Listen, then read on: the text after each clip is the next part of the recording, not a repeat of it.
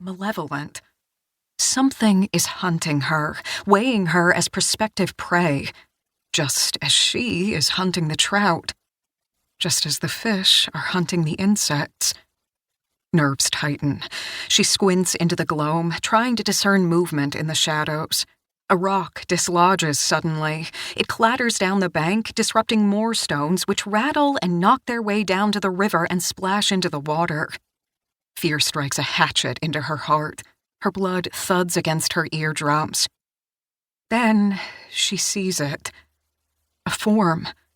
It shifts forward, becoming distinct from the forest. Human. Red woolen hat. Relief slices through her chest. "Hey!" she calls out with a wave. But the person remains silent while continuing forward, picking a determined route down the bank, heading directly for her, something heavy in hand. A log. Or a metal bar.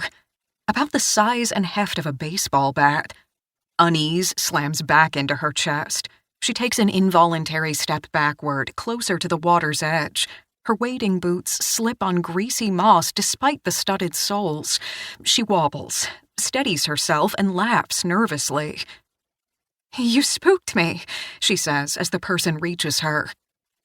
"I was just wrapping up here, and—" The blow comes fast. So fast. She spins away, trying to duck out of the weapon's reach, but her quick twisting motion sends her boots out from under her. Her rod shoots into the air. She lands with a hard smash on rocks and tumbles instantly into the river, entering with a splash.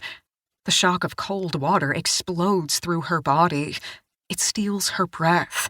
Icy water rushes into her chest-high stocking-foot waders, seeps into her studded wading boots, saturates her vest, her woolen shirt, her thermal underwear, the weight of it all dragging her down.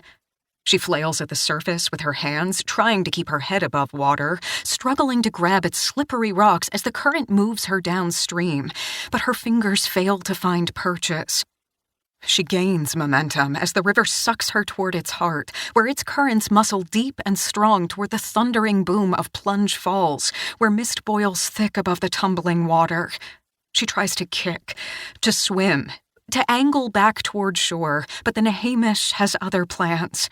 It clutches at her with newfound glee, with impossible strength, tossing her about like a toy, drawing her down and into its churning bowels.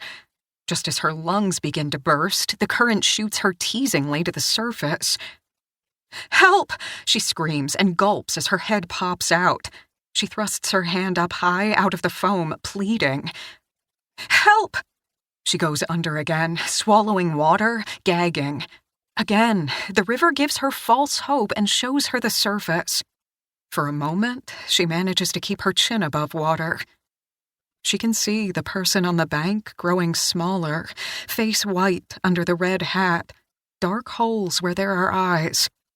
Behind the figure, an army of black spruce marches along the ridge, sharp tips like warrior spears piercing the fog.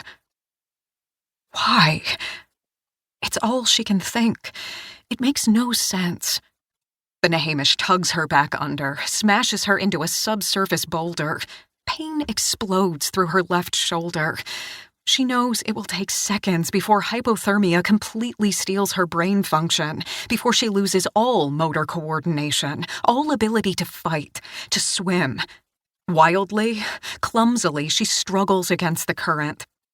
She must halt her ride downriver before she reaches the falls. But her hands have frozen into cramped claws. Her waders and boots drag her down as if a monster is pulling her by the legs from below. Down, down, down into its lair, into a watery grave. Lungs burning, she is roiled and bashed against more rocks. She no longer knows which way is up or down, which way to fight for air. As she starts to pass out, the river once more tosses her into the foaming surface and swirls her into a small bay. Her head rises, and she gasps maniacally for air. Water enters her mouth. She chokes as she is sucked under again, but she grabs for a fallen log wedged into the bank. This time, her claw hands find purchase.